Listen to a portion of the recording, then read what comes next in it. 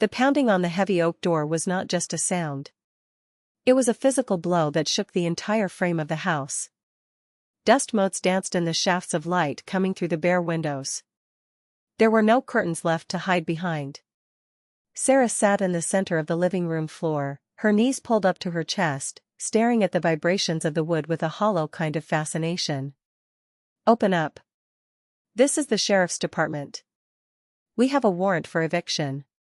The voice on the other side was muffled but authoritative. It was the voice of reality crashing into the nightmare she had been living in for the last 6 months. Sarah looked around the room. It echoed. It was strange how a house could feel so massive when it was empty. The vintage sectional sofa where she and David used to drink wine on Fridays was gone. The grand piano that had belonged to her grandmother was gone.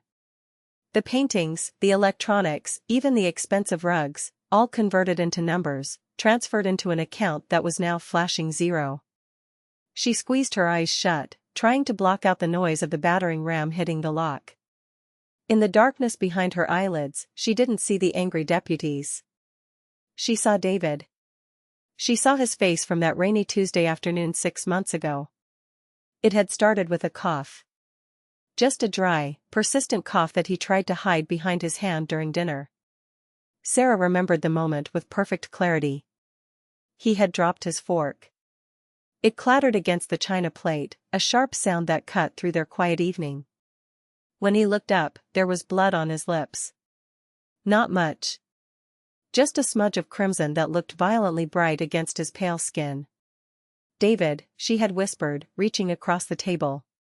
He had pulled away, wiping his mouth with a napkin, his eyes wide with a terror that felt so genuine, so raw. He didn't say anything. He just stared at the blood on the white linen, his hand trembling. That was the first hook. The first moment the trap snapped shut around her heart. The days that followed were a blur of sterile waiting rooms and the smell of antiseptic. Sarah remembered sitting in the oncologist's office, her hand gripping David's so hard her knuckles turned white. The doctor, a tall man with graying hair and a sympathetic tilt to his head, had placed the file on the desk. "I am afraid it is aggressive," the doctor had said. "Stage 4. Pancreatic." The world had stopped. It literally stopped. The humming of the air conditioner, the traffic outside, the ticking of the clock on the wall, it all fell into a silent void. Sarah felt the blood drain from her face. She looked at David. He wasn't looking at her. He was looking at the floor, his shoulders shaking. A single sob escaped his throat, a sound so broken and pathetic that it tore through Sarah's chest like a knife. "I don't want to die, Sarah," he had whispered, his voice cracking. "I have so much I want to do with you. I am not ready." She had wrapped her arms around him, pulling his head onto her shoulder, rocking him like a child. Tears streamed down her face, soaking into his shirt. At that moment, she would have done anything. She would have ripped her own heart out if it meant he could live another day. She was his protector. She was his wife. And he was dying. Or so she thought. The banging on the door grew louder. Something cracked. The wood was giving way. Sarah opened her eyes in the empty living room. She looked at her phone lying on the floorboards. 1% battery. No new messages. The last text she had sent to him, 3 days ago, was still unread. "David, the bank is coming on Monday. Please tell me the treatment is working. Please tell me it was worth it." Silence. She remembered the hope that had come 2 weeks after the diagnosis. David had come home, his face flushed, holding a brochure printed on glossy paper. It was a clinic in Switzerland. The grandest, most advanced medical facility in the world. They had an experimental treatment, he said. A 90% success rate for his specific type of cancer.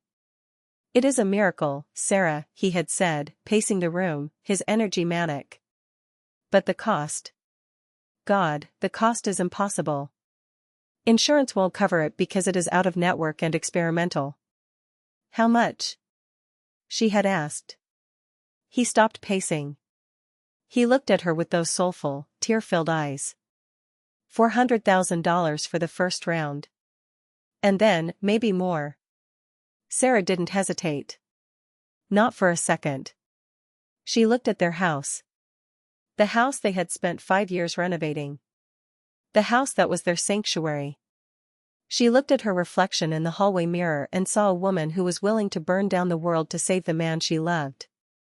"We will find the money," she said. David had shaken his head, tears spilling over. "No. I can't ask you to do that. It is our retirement. It is everything we have. I should just accept it. I should just die here and leave you with some security." "Don't you dare say that," she had snapped, grabbing his face in her hands. "Money is nothing. You are everything. If we have to live in a cardboard box, we will. But you are going to Switzerland." The memory was so vivid it made her nauseous. She remembered the rush of listing the house. The frantic calls to the broker to sell it quickly, well below market value, because time was the enemy. The doctors said he didn't have months, he had weeks. Every day they waited was a death sentence. She sold her jewelry. The diamond necklace her mother gave her. The car. She liquidated her 401k, paying the massive penalties without blinking. Every check she wrote, every wire transfer she authorized, felt like a battle victory. She was fighting death with dollars. When the wire transfer for the full amount went through to the account David had provided, a holding account for the Swiss Medical Consortium, he had cried in her arms for an hour. He told her she was his angel.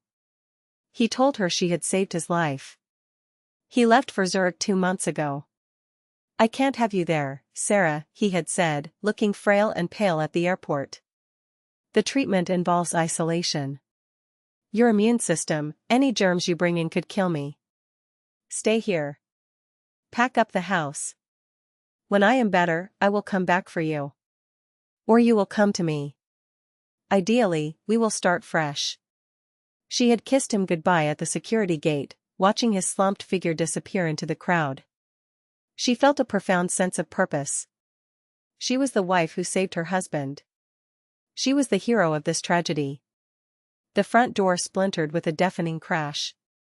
Sarah flinched, scrambling backward until her back hit the cold wall. The lock hung loose, and the heavy door swung open. 3 uniformed officers stepped in, their hands resting on their holsters. Behind them, a man in a cheap suit held a clipboard.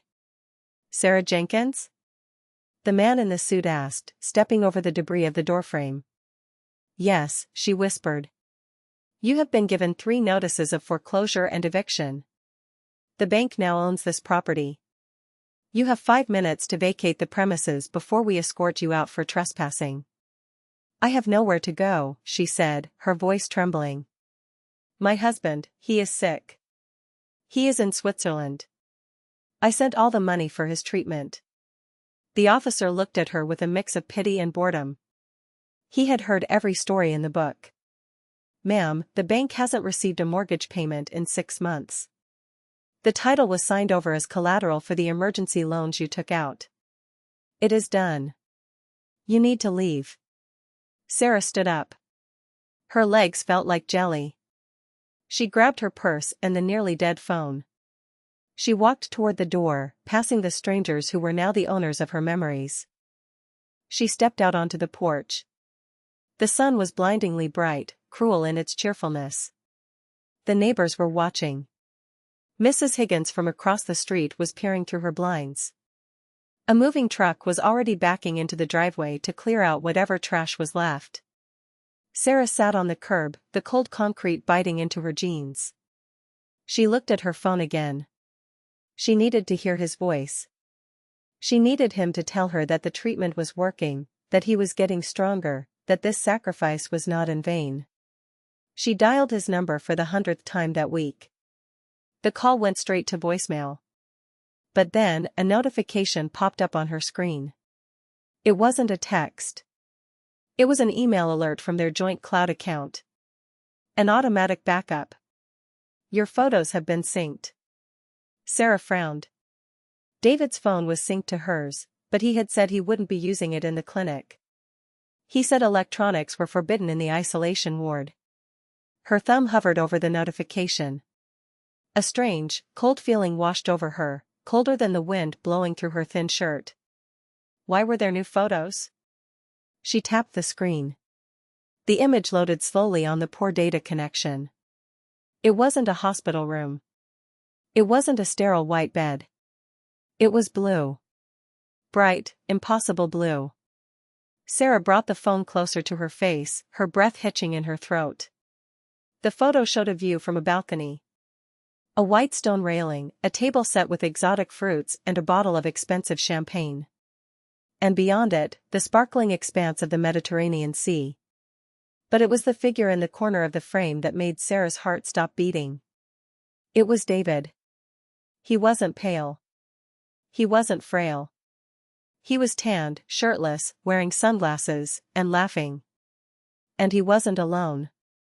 A woman's hand, slender and young, was resting on his shoulder, her manicured fingers digging into his skin possessively. The timestamp on the photo was from 10 minutes ago. Location, Santorini, Greece. Sarah stared at the screen. The sound of the eviction crew hauling her remaining boxes out of the house faded into a dull roar. The tears that had been ready to fall for her dying husband evaporated, replaced by something hot and sharp. He wasn't dying. He was drinking champagne. The phone screen went black. The battery was dead. Sarah sat on the curb for a long time, staring at the reflection of her own hollow face in the dark glass. The moving truck slammed its doors shut. The engine roared to life, spewing gray exhaust into the pristine suburban air. They drove away with the last scraps of her life, leaving her with a suitcase and a purse that contained $12.40. She didn't cry. The tears had evaporated, replaced by a cold, vibrating numbness that started in her fingertips and worked its way up to her jaw. She stood up. Her legs felt heavy, like she was walking through wet concrete. She walked 3 miles to the Motel 6 on the edge of the highway, the wheels of her suitcase clicking rhythmically against the cracks in the sidewalk. The sound was hypnotic. Click-clack. Click-clack. Like the ticking of a clock counting down to an explosion. The motel room smelled of stale cigarette smoke and industrial cleaner. Sarah plugged her phone into the wall outlet next to the bed. The red charging icon appeared. She waited. 1 minute.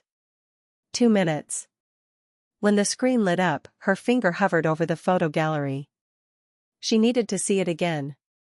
Maybe she had hallucinated. Maybe the stress of the eviction had finally snapped her mind in two. She opened the cloud backup. The photo was still there. Santorini. The blue water. The champagne. And David. She zoomed in on his face. He was wearing the sunglasses she had bought him for their anniversary 3 years ago. Ray-Bans. He had told her he lost them on a fishing trip. Lying. He had been lying about the sunglasses. If he could lie about sunglasses, what else? She zoomed in on the woman's hand. On her wrist was a bracelet. A thin gold chain with a small diamond charm. Sarah stopped breathing. It was her bracelet. The one missing from her jewelry box 2 months before the diagnosis. David had said they must have been robbed by the cleaning lady. He had been so angry. He had wanted to call the police. It was all a performance. A sick, twisted performance. Sarah felt a scream building in her throat, but she swallowed it down. Screaming wouldn't help. She needed proof. Absolute, undeniable proof. She opened her email. She searched for the correspondence with the Swiss clinic. There were dozens of emails from a Dr. Hans Gruber. The invoices. The treatment plans. The empathetic updates about David's painful but necessary chemotherapy sessions. She looked at the phone number in the signature block. It was a Swiss country code. She dialed it. The line rang. Once. Twice. Then, a robotic voice answered. The number you have dialed is not in service. Please check the number and try again. Sarah hung up. Her hands were shaking so badly she almost dropped the phone. She went to the browser and typed in the name of the clinic, Zurich Advanced Oncology Center. A website popped up. It looked professional. Photos of smiling doctors, state-of-the-art machinery, testimonials from survivors. But something was wrong. The images looked too perfect. Generic. She right-clicked on the image of the main hospital building and selected Search Image with Google. The results loaded instantly. The image wasn't a hospital in Zurich. It was a stock photo titled Modern Corporate Headquarters, Frankfurt. She searched for Dr. Hans Gruber Oncologist. Nothing. No medical journals. No LinkedIn profile. No hospital affiliations. The only Hans Gruber that existed was the villain from a Die Hard movie. He was mocking her. He had used a movie villain's name for his fake doctor, knowing she would never check. Knowing she was too busy working double shifts and selling her grandmother's piano to pay for his salvation. The realization hit her like a physical blow to the stomach. She rushed to the small bathroom and retched into the toilet. There was nothing in her stomach but bile and coffee. She sat on the cold tile floor, wiping her mouth with the back of her hand. The pieces of the puzzle were slamming together with violent force. The cough. He only coughed when she was in the room. The blood. He never let her see the handkerchiefs. He always washed them himself. The isolation. That's why she couldn't visit. That's why she couldn't call the nurses. He wasn't sick. He had never been sick. She crawled back to the bed and grabbed her laptop. She logged into their joint bank account history. The one she had emptied. $400,000. Transferred to ZAOC Holdings. She searched the business registry for ZAOC Holdings. It wasn't in Switzerland. It was a shell company registered in the Cayman Islands. Sarah felt a strange sensation. The numbness was gone. In its place was a fire. A white-hot rage that burned away the fear, the sadness, and the grief. She wasn't a widow in waiting anymore. She was a victim of the most intimate con artist in history. Her phone buzzed. Incoming call, my love. Sarah stared at the screen. The name my love flashed innocently, accompanied by a heart emoji. She took a deep breath. She needed to play this perfectly. If he knew she knew, he would disappear. He would move the money. He would vanish into the wind, and she would be left with nothing but debt and a broken heart. She answered. David? She whispered, pitching her voice to sound weak and terrified. David, is that you? Sarah. His voice was a rasp. A weak, trembling whisper. The performance was Oscar-worthy. I missed you, he wheezed. The treatment, it is so hard today. They increased the dosage. I feel like my bones are melting. Sarah closed her eyes. She imagined him sitting on that terrace in Santorini, holding the phone in one hand and a glass of champagne in the other, maybe winking at the girl with the diamond bracelet. Oh, David, she said, letting a sob escape her throat. I am so sorry you are hurting. I wish I could be there. I know, baby. I know. The doctor says, if this round works, I might be able to come home in 6 months. But we might need. He paused. The hesitation was calculated. We might need another 50,000, Sarah. There is a new enzyme blocker. It is my only chance. Sarah gripped the phone so tight the plastic creaked. 50,000. He wanted the last drops of blood she didn't even have. He knew she was evicted today. He knew she was homeless. And he didn't care. I will get it, she said. I don't know how, but I will get it.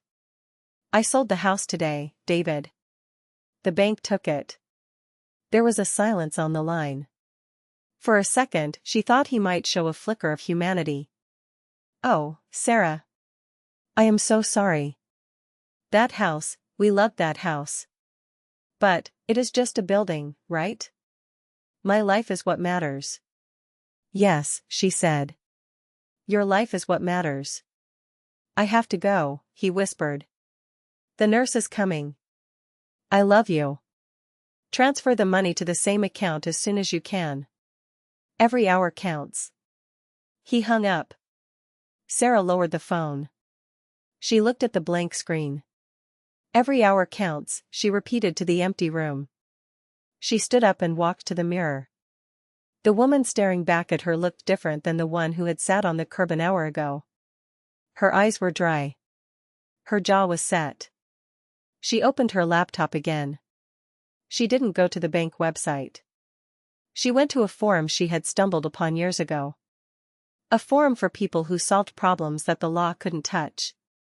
She typed a new message. Subject, asset recovery and location tracking. Target, Santorini, Greece. Budget, I have no money. But I have 40% of a $400,000 recovery. She hit enter. Then she opened a new tab. She needed to know everything about extradition laws in Greece. She needed to know about wire fraud.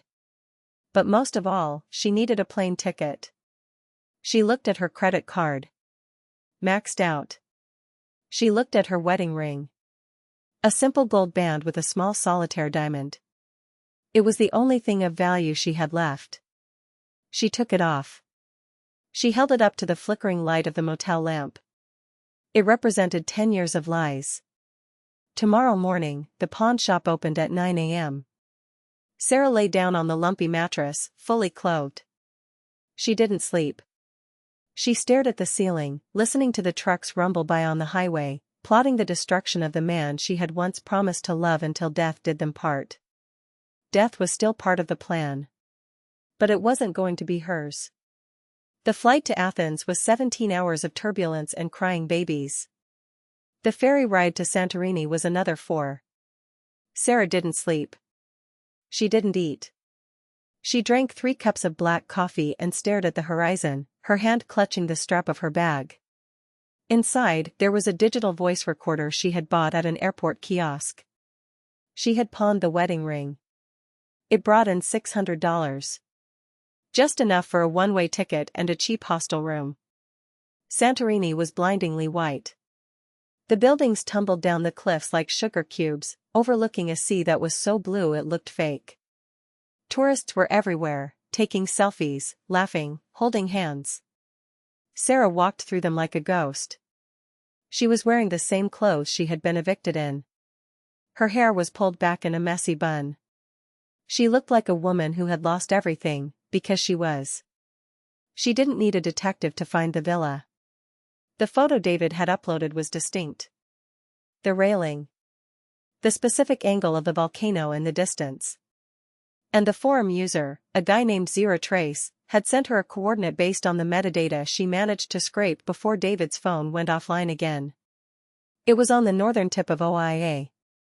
Private. Secluded. Expensive. Sarah stood at the bottom of the stone steps leading up to the villa. A small brass plaque on the gate read, Villa Serenity. Serenity. The word tasted like bile in her mouth. She pushed the gate. It was unlocked. Of course it was. David always felt invincible. He thought she was 5,000 miles away, crying in a homeless shelter. He thought he had committed the perfect crime. She walked up the stone path. The air smelled of jasmine and sea salt. It was quiet. Too quiet. She reached the main terrace. The glass doors were wide open to let in the breeze. She stepped into the living room. It was cool inside. White marble floors. Modern art on the walls. A bottle of Dom Perignon sat in an ice bucket on the coffee table, half empty. And then she heard it. Laughter. It wasn't the weak, wheezing laugh of a dying man. It was a full-throated, hearty laugh. It came from the balcony. Sarah moved toward the open doors. Her heart wasn't racing anymore. It had stopped. She felt completely cold, as if her blood had turned to ice water. This was the cold pause. The moment before the world ended. She stepped out onto the balcony. David was there. He was lying on a sun lounger, wearing white linen shorts and nothing else. His skin was bronzed. His chest, which he had claimed was riddled with tumors, was smooth and muscular. He looked 10 years younger. The woman was there too. She was straddling him, rubbing sunscreen onto his shoulders. She was young. Maybe 25. Blonde. Beautiful in a vacant, plastic way. David said something to her, and she giggled, leaning down to kiss him. Sarah didn't shout. She didn't scream. She just spoke. "Does it hurt, David?" The voice didn't sound like hers. It sounded dead. David froze. The woman froze. Slowly, terrifyingly slowly, David pushed the woman aside and sat up. He turned his head. When he saw her, the color drained from his face. For a second, just a second, he looked like the sick man he had pretended to be. His eyes went wide. His mouth opened and closed like a fish. "Sarah?" he whispered. The woman let out a small squeak and scrambled off the lounger, grabbing a towel to cover herself. "Who is this?" "David, who is this?" David didn't answer her. He was staring at Sarah. He stood up, his hands raised in a placating gesture. "Sarah, wait. I can explain." "Explain what?" Sarah asked, taking a step forward. "Explain how the chemotherapy made you tan? Explain how the tumors turned into a villa? Explain how my $400,000 turned into this?" She gestured to the ocean, to the champagne, to the girl. David's shock was fading. He was a narcissist. He was a survivor. Sarah saw the change in his eyes. The fear was replaced by calculation. He realized she was alone. He realized she was small. He dropped his hands. He straightened his back. The loving husband mask slipped off, revealing the monster underneath. "You shouldn't have come here, Sarah," he said, his voice cold and steady. "I saved your life," she whispered. "I gave you everything. I am homeless, David. I am sleeping on the street because I thought you were dying. I was dying." He shouted, suddenly angry. "I was dying of boredom. Do you have any idea what it was like? Living in that suburban hell with you? Watching TV every night? Eating the same meatloaf? I was suffocating, Sarah. That is a cancer too." Sarah felt the wind knocked out of her. This was the explosion. It wasn't just greed.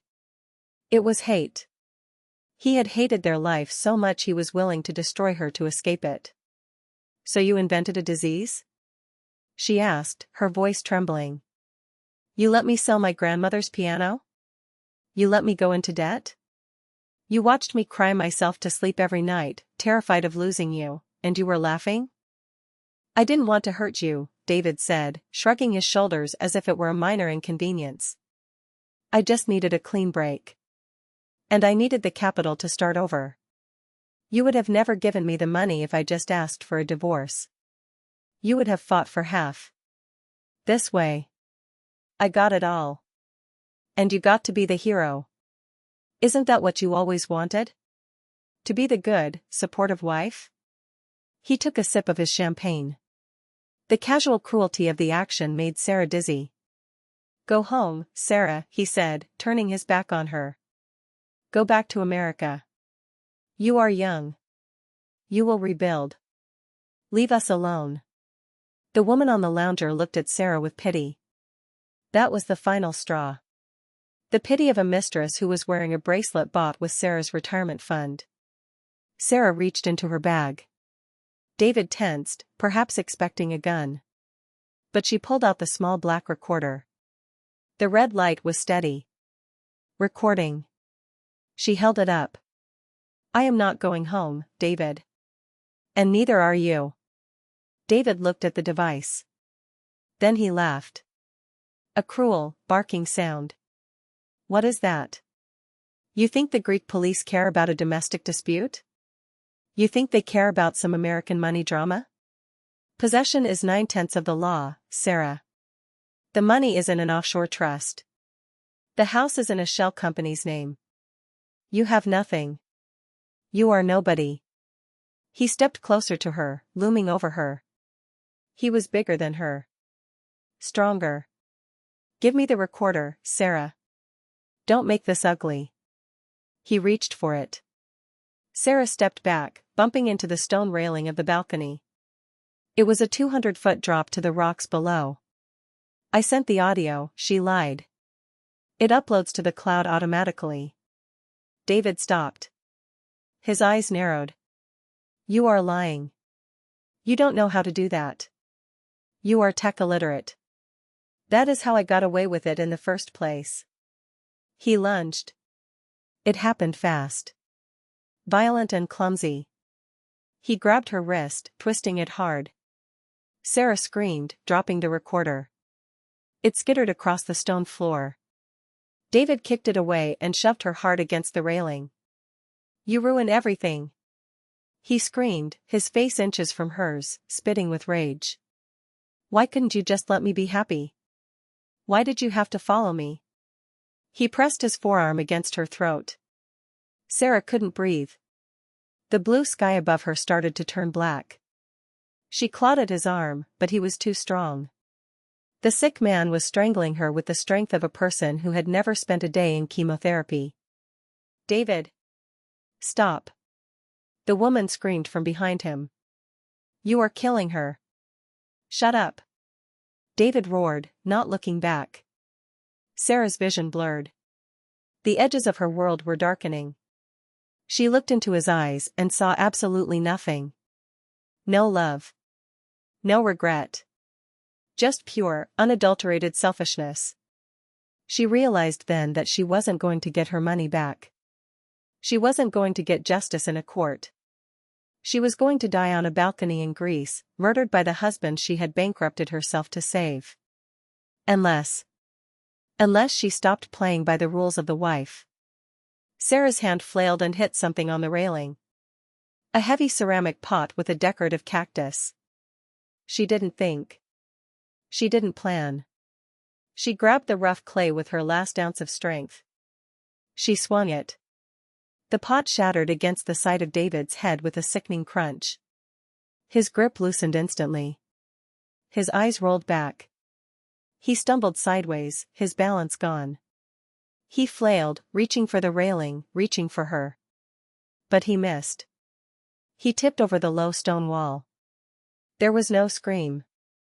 Just the sound of a body hitting the air, and then, seconds later, a dull, wet thud on the rocks far below. Silence. Absolute silence returned to the balcony. The wind rustled the white curtains. The champagne bubbled in the glass. Sarah stood there, gasping for air, rubbing her bruised throat. She looked at the woman, who was standing with her hands over her mouth, eyes wide with horror. Sarah looked over the railing. Down below, amidst the jagged black volcanic rocks and the crashing blue waves, lay a broken figure in white linen shorts. The cancer didn't kill him. Sarah turned to the mistress. The girl was shaking, terrified that she was next. Sarah picked up the recorder from the floor. She checked it. It was still running. Call the police, Sarah said, her voice raspy but steady. Tell them there was an accident. Tell them he slipped. The girl nodded frantically, unable to speak. Sarah walked over to the table, picked up the glass of champagne David had been drinking, and took a sip. It was cold. It was expensive. It tasted like freedom. She sat down on the lounger to wait for the sirens. The Greek police were loud. They shouted in a language Sarah didn't understand, gesturing wildly at the broken railing and the body on the rocks below. Red and blue lights flashed against the white walls of the villa, creating a dizzying strobe effect. Sarah sat on the same lounger where David had been sunbathing an hour ago. She was wrapped in a shock blanket, holding a bottle of water she hadn't opened. The mistress, whose name turned out to be Elena, was in the back of a squad car, weeping hysterically. She had told them everything. How David had hired her in Zurich. How he had bragged about the scam. How he had promised her a life of luxury on his wife's dime. But the most important piece of evidence was sitting in a plastic evidence bag on the table. The black voice recorder. A detective with a thick mustache and tired eyes approached Sarah. He spoke broken English. "Mrs. Jenkins. We listened to the tape." Sarah looked up. Her eyes were dry. She felt remarkably calm, like a storm had just passed and left the air perfectly still. "And?" she asked. He sighed, taking off his cap and running a hand through his hair. "It is clear. He attacked you. You can hear him choking you. You can hear the struggle. It was self-defense."